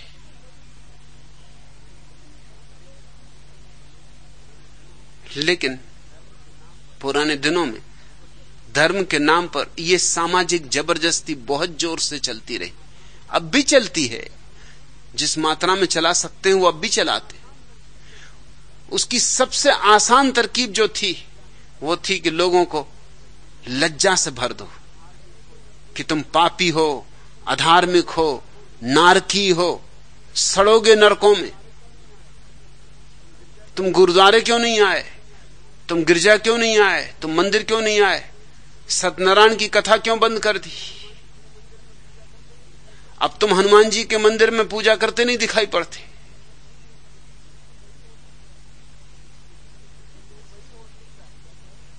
शिष्य वही हो सकता है जो इस तरह की सब लाज शर्म छोड़ दे, जो कहे मैं तो भीतर से जीऊंगा, बाहर से बहुत जी लिया, तुम्हारी मान के बहुत जी लिया, अब तो अपनी ही ज्योति में जीऊंगा, जो छोटी मोटी अपनी ज्योति है उसमें ही जीऊंगा। अगर नहीं है ज्योति तो टटोल टटोल के अंधेरे में जीऊंगा, लेकिन अपने से जीऊंगा। शायद टटोलते टटोलते ही दृष्टि मिलनी शुरू हो जाए। दूसरों के पीछे नहीं चलूंगा, नहीं तो लोग एक दूसरे को पीछे पकड़े चले जा रहे हैं। किसी को पक्का पता नहीं कि आगे वाला आदमी कहां जा रहा है। मुल्ला नसरुद्दीन मस्जिद गया हुआ था नमाज पढ़ने। नमाज पढ़ने बैठा तो उसकी कमीज पीछे पजामे में अटकी होगी, तो उसके पीछे के आदमी ने देखा कि भद्दी लगती है, तो उसने खींच के उसकी कमीज पजामे में अटकी थी उसको बाहर करके मुक्त कर दिया। मुल्ला ने सोचा कि क्या मामला है। उसने कहा झंझट बन कौन करे, पूछताछ लोग ये समझेंगे कि आधार में कि इसको इतना भी मालूम नहीं। सो उसने सामने वाले आदमी की कमीज को एक झटका दे दी। उस आदमी ने सोचा कि भाई कुछ होगा मामला, इस मस्जिद का कोई नियम हो या कोई बात हो। अपन कहो पूछो तो लोग कहेंगे अरे अज्ञानी। सो उसने भी अपने आगे वाले ने कहा क्यों बे, क्यों मेरी कमीज खींचता है। उसने कहा मुझसे मत पूछो, पीछे वाले से पूछो।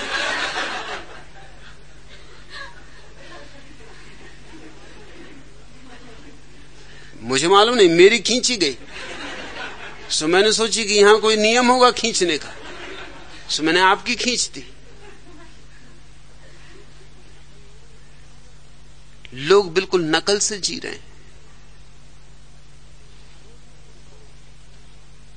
यहां रोज मुझे अनुभव होता है, लोग मिलने आते, पहला आदमी जो करेगा दूसरा आदमी जो आएगा वो देख रहा है कि पहला आदमी क्या कर रहा है, वो भी वही करेगा। और कुछ पहुंचे हुए पुरुष ऐसे ऐसे काम कर देते हैं कि क्या करो। अभी एक 3-4 दिन पहले एक सज्जन आए, उन्होंने पैर में एकदम जोर से अपना सिर रगड़ दिया।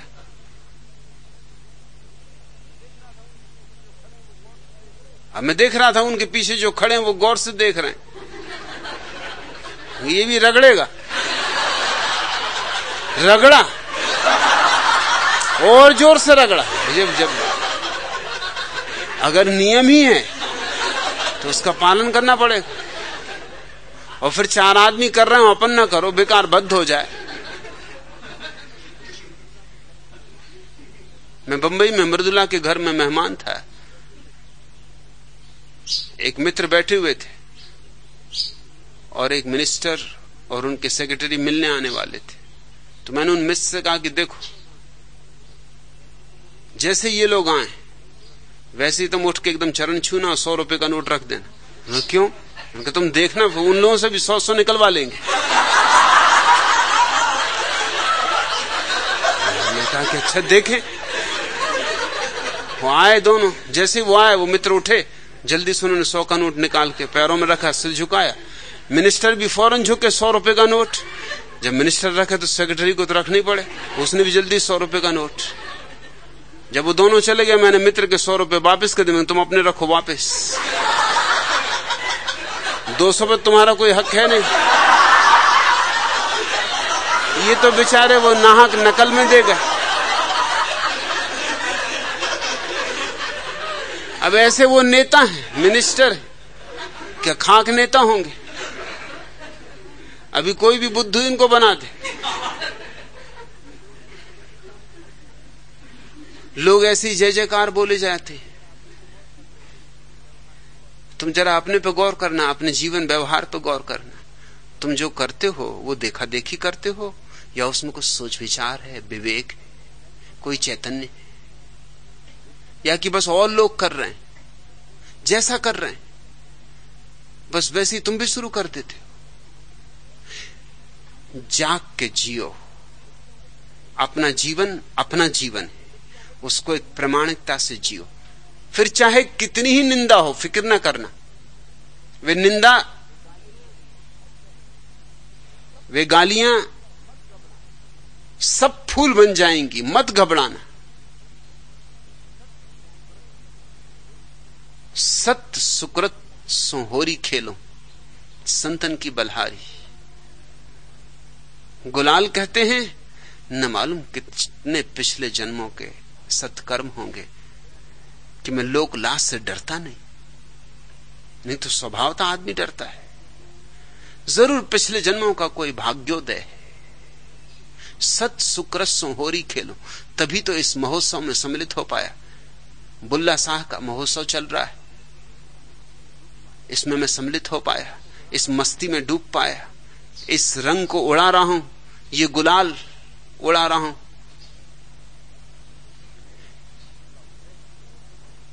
मेरे सौभाग्य का उदय है और संतों की कृपा है। कह गुलाल प्रिय होली खेलें हम कुलवंती नारी। कहते हैं कि हम होली खेल रहे हैं, लोग समझ रहे हैं हम बिगड़ गए, और हमसे पूछो तो हम पहली दफा कुलवंती हुए। हम पहली बार अपने कुल से संयुक्त हुए, हमें अपना घर मिला, अपना वंशाधिकार मिला, अपना जन्म अधिकार मिला। हम पहली बार अपनी जाति से जुड़े। जब तुम संतों से जुड़ोगे तब तुम्हें पता चलेगा कि तुम पहली बार जीवित हुए हो, अपनी जाति से जुड़े हो, अपने वालों से मिले हो। अब तक तो सब पराये थे जिनसे तुमने अपने होने का खेल खेला, और जो खेल बार बार टूटा, लाख बार बनाया मगर बार बार टूटा। फागुन सवे सुहावन हो, नर खेलऊ अवसर जाए। वो कहते हैं जब संत मिल जाएं तुम्हें, जब सदगुरु का मिलन हो जाए तो समझना कि जीवन में फागुन आया। अब चूकना मत, होली खेल ही लेना। नर खेलऊ अवसर जाए, खेल लेना, क्योंकि हाथ से अवसर चूका जा रहा है, रोज रोज चूका जा रहा है। कहीं ऐसा ना हो कि पीछे पछताना पड़े। अब तुमको अर्पित करने को मेरे पास बचा ही क्या है। छीर कहां मेरे बचपन का और कहां जग के परनाले, इनसे मिलकर दूषित होने से ऐसा था कौन बचा ले। वह था जिससे चरण तुम्हारा धो सकता तो मैं न लजाता। अब तुमको अर्पित करने को मेरे पास बचा ही क्या है। यौवन का वह सावन जिसमें जो चाहे जब रस बरसा ले, पर मेरी स्वर्गिक मदिरा को सीख गए, सोख गए माटी के प्याले। अगर कहीं तुम तब आ जाते, जी भर पाते, भीग नहाते। रस से पावन हे मन भावन, विधना ने विरचा ही क्या है। अब तुमको अर्पित करने को मेरे पास बचा ही क्या है। अब तो जीवन की संध्या में है मेरी आंखों में पानी, झलक रही है जिसमें निस्सी की शंका, दिन की विषम कहानी।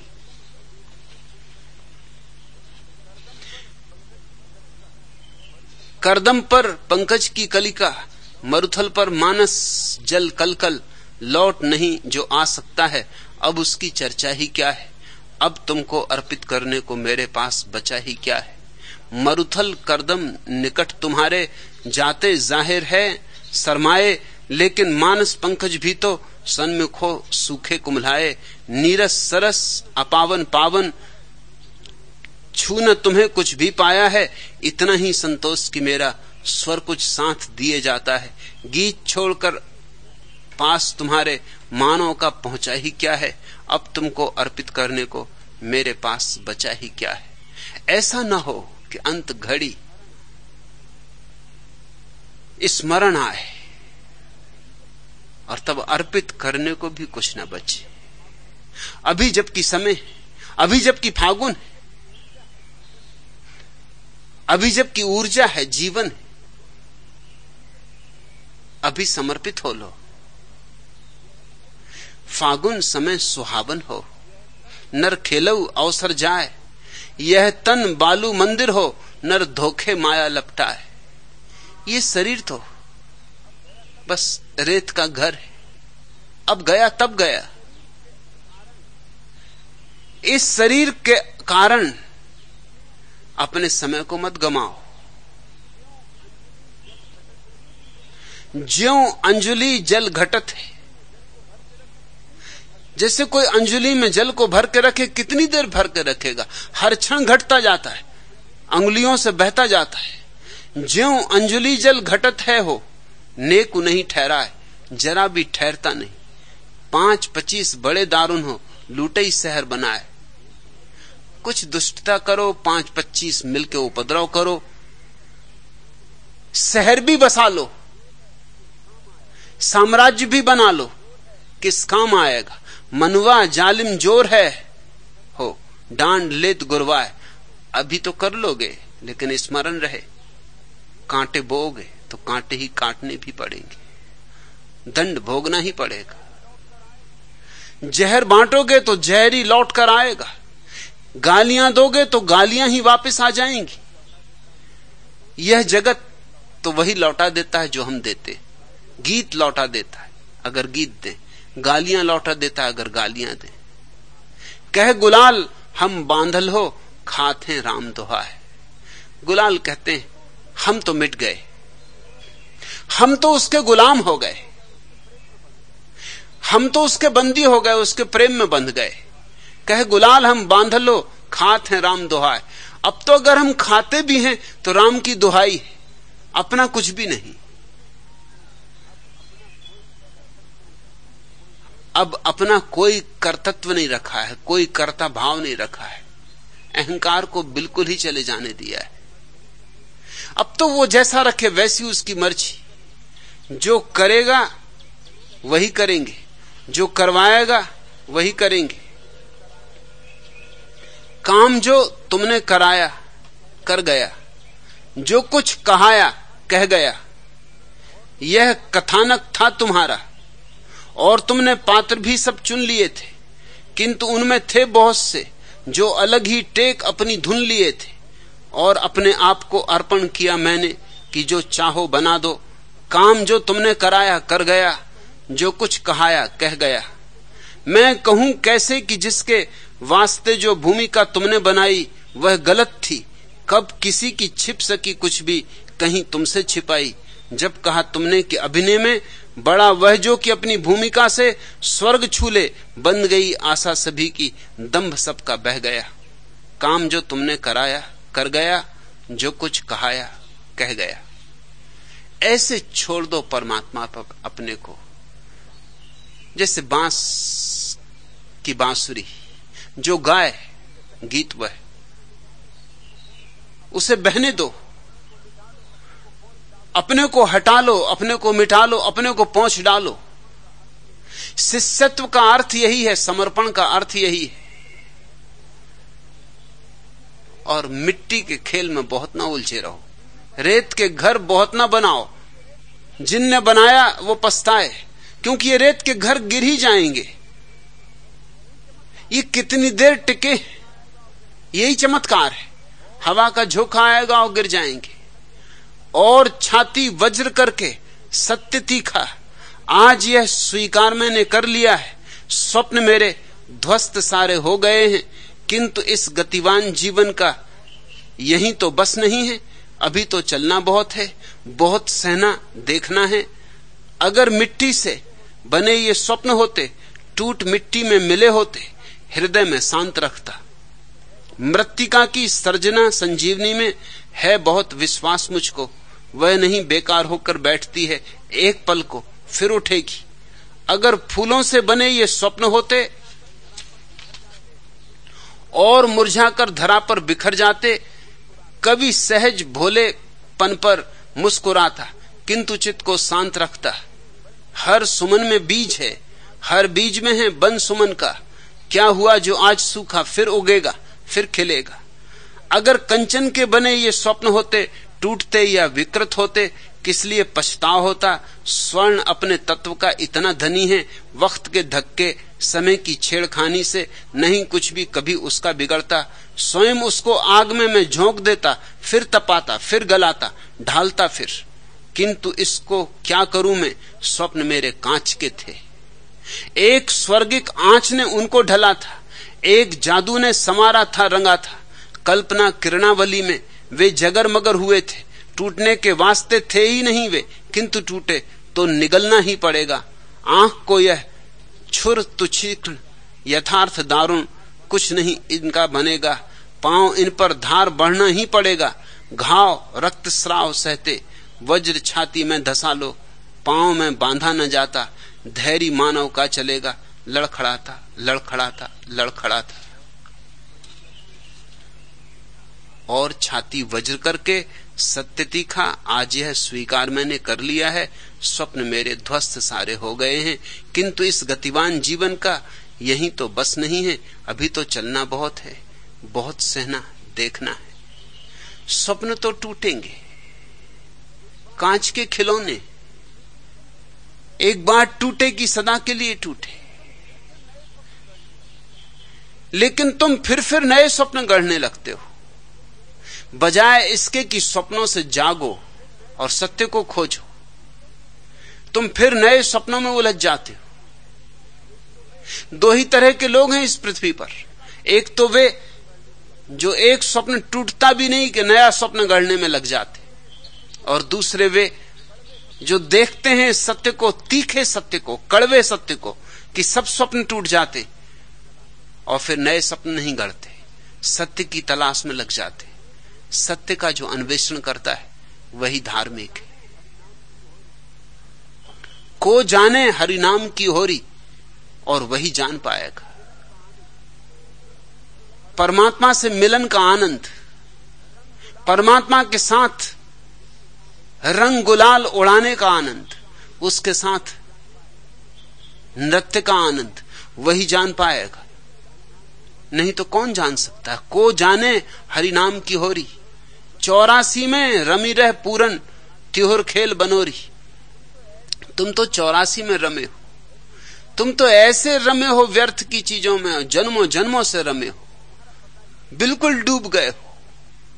तुम्हारा पता ही नहीं चलता कि तुम हो भी। बस सपने ही सपने, परतों परतों सपनों ही सपनों की परतें जमी, सपनों ही सपनों के जाल में तुम अटके हो। 84 में रमी रह पूरन त्योहर खेल बनोरी, और तुम इतने जालों में उलझ गए हो कि तुम्हारी जिंदगी सिर्फ एक व्यर्थ का खेल हो गई। कोई और जिम्मेवार नहीं है, तुम ही जिम्मेवार हो। घूमी घूमी के फिरत दसों दिश, कारण नहीं छुटोरी, और दसों दिशाओं में घूमते रहे हो। कितना घूमे हो। तुमने ऐसा क्या है जो नहीं किया? क्या तुमने अनकिया छोड़ा है? पाया क्या? उपलब्धि क्या है?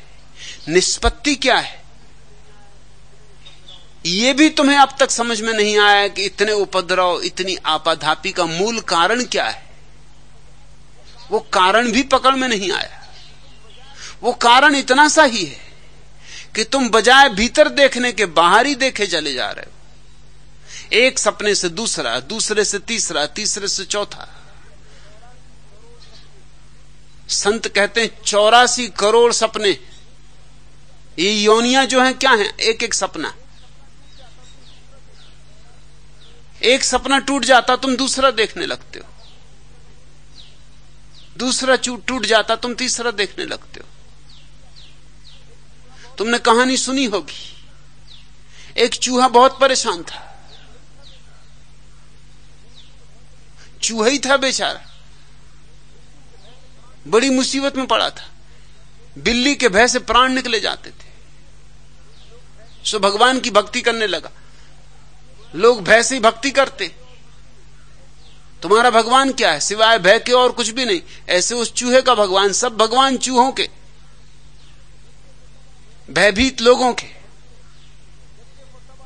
बिल्ली जान लिए लेती थी, जब देखो तब आ जाए, भागो, छिपो, फिर बचाओ अपने को। कुछ काम करना संभव नहीं, बाहर निकलना संभव नहीं। बहुत प्रार्थना की, खूब हनुमान चालीसा पढ़ा। आखिर हनुमान जी प्रसन्न हुए, और हो भी क्यों ना, चूहा उनकी सवारी।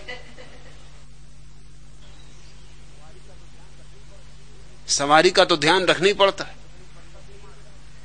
नहीं तो कहीं पटका दे मारे, कहीं गड्ढे में गिरा दे। तो उन्होंने पूछा कि क्या चाहता तू? उसने कहा मुझे बिल्ली बना दो। सो उसे बिल्ली बना दिया।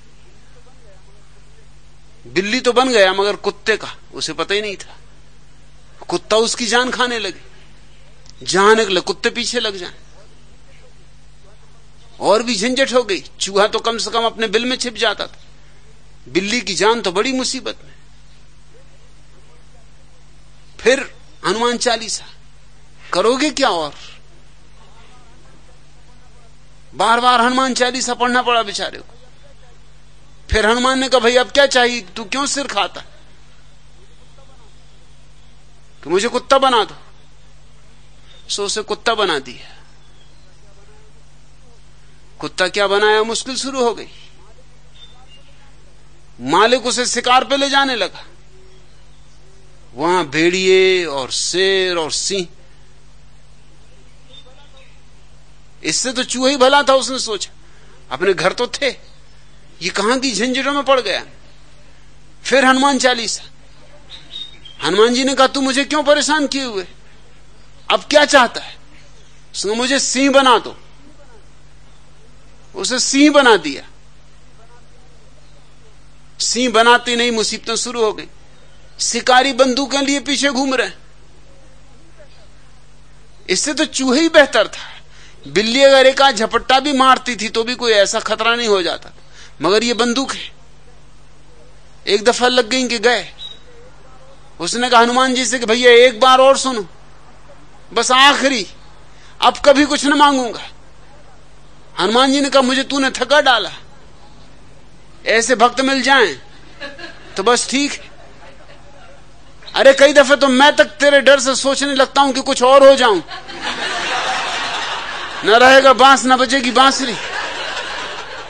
फिर पढ़ता रहना हनुमान चालीसा, हम कुछ के कुछ हो गए, तेरे को पता ही ना चले, तू हमारी जान लिए लेता।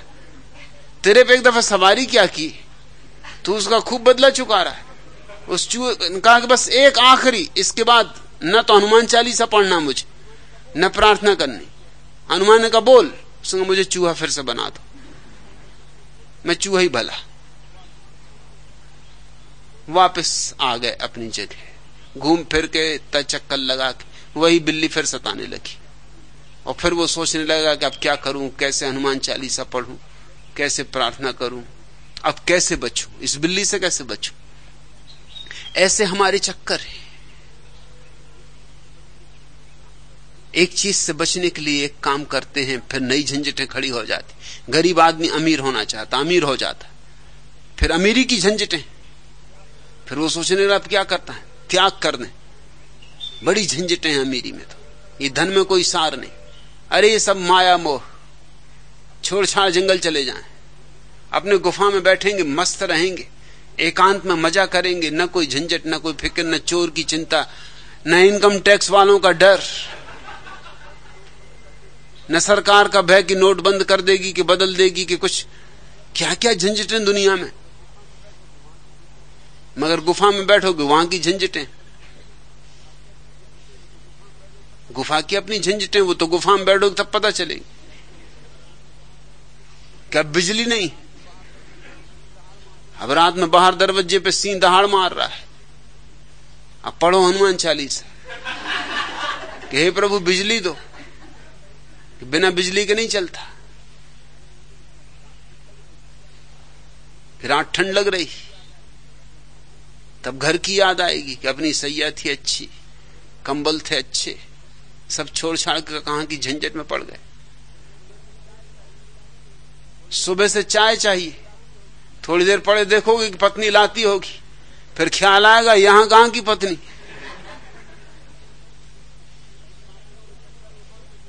वो तो शास्त्रों के चक्कर में पड़ के स्त्री नरक का द्वार घर ही छोड़ा है। नरक का द्वार होगी तब होगी, मगर अभी चाय कौन दे। अब फूंको चूल्हा। एक दफा मैंने चाय बनाई, इसलिए मैं जानता हूं, सिर्फ एक दफा जिंदगी में, बस एक ही दफा एक ही चीज बनाई, चाय। वो चूल्हे ही ना जले, आंखों से इतना पानी गिरा कि मैंने कहा इतने में तो भक्ति हो जाती।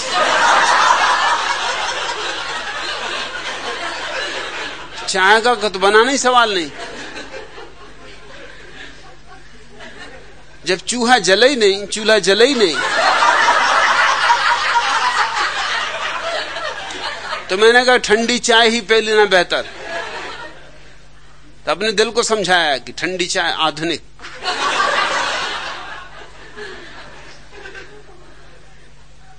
सो दूध में पानी मिला के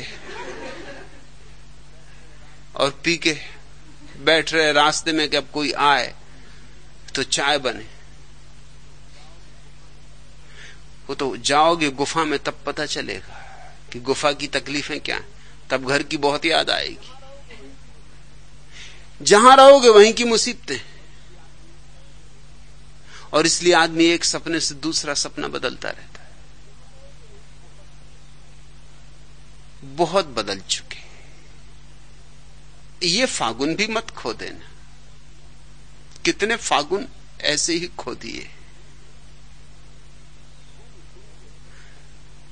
घूमी घूमी के फिरत दसों दिसी, कारण नहीं छुटोरी।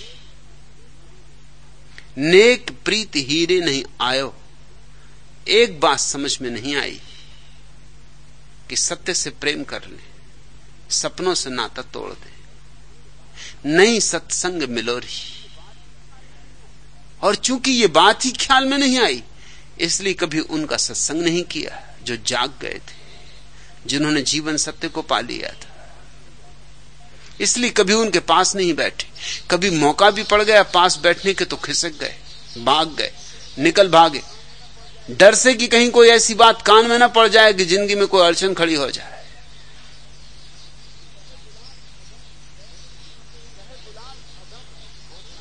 कहे गुलाल अधम भो प्राणी, अवरे अवरी गहोरी। क्या क्या करते रहे और एक करने जैसी चीज थी वो कभी की नहीं। क्या अंट संट करते रहे। अवरे अवरी गहोरी, क्या क्या उल्टा सीधा करते रहे। धन कमाओ, पद प्रतिष्ठा, यह दौड़ वह दौड़, पूजा पाठ, मगर कभी सत्संग न किया। न करने का कारण सत्य चाहिए ये भाव ही ना जगा। स्वप्न व्यर्थ हैं ये बोध ही ना आया। सत्संग तो तभी हो सकता है जब सत्य की गहन अभीप्सा पैदा हो, प्यास पैदा हो। सिर्फ जिज्ञासा नहीं, मुमुक्षा ऐसी लग जाए बात कि सत्य को जाने बिना जीना मुश्किल हो जाए, एक पल जीना मुश्किल हो जाए, तो फिर कठिनाई ना होगी। इस पृथ्वी पर ऐसा कभी नहीं होता कि जागृत पुरुष मौजूद ना हो, हमेशा मौजूद है। परमात्मा निराश नहीं होता है, वो कहीं ना कहीं दिए जलाए रखता है कि जिनको भी जलाना हो दिए उनके लिए कहीं ना कहीं अंगार सुलगाए रखता है। इसलिए तुम्हारे भीतर अगर प्यास होगी तो निश्चित ही सद्गुरु प्रकट हो जाएगा। और ऐसे वैसे प्रकट नहीं होता। सद्गुरु घर पर परली धमारी बड़े धूम धड़ाके से प्रकट हो जाता है। हुरिया मैं खेलूंगी, मगर तुम्हारी तैयारी होनी चाहिए होली खेलने की। सत्संग का अर्थ है गुरु और शिष्य के बीच प्रेम की पिचकारियां चल रही, प्रेम के रंग फेंके जा रहे। गुरु और शिष्य के बीच और सब सौदे टूट गए, क्योंकि प्रेम कोई सौदा नहीं, कोई व्यवसाय नहीं। प्रेम में कोई शर्त नहीं, बेशर्त एक दूसरे को दे रहे हैं, अपने को दे रहे हैं, बांट रहे अपने को। शिष्य अपने को पूरी तरह गुरु को दे देता है और गुरु तो अपने को पूरा लुटाने को तैयार बैठा है। कहे गुलाल अधम भो प्राणी, अवरे अवरी गहोरी। क्या क्या करता रहा उल्टे सीधे काम, लेकिन एक काम जो करने योग्य था उससे ही चूकता रहा। इसलिए फागुन चूका, इसलिए होली तेरे जीवन में कभी ना आई, इसलिए तू पत्थर ही बना रहा। सत्संग हो जाता तो पाषाण जीवित हो उठता, सत्संग हो जाता तो मोती बरसते। झरत दसों दिस मोती। आज इतना।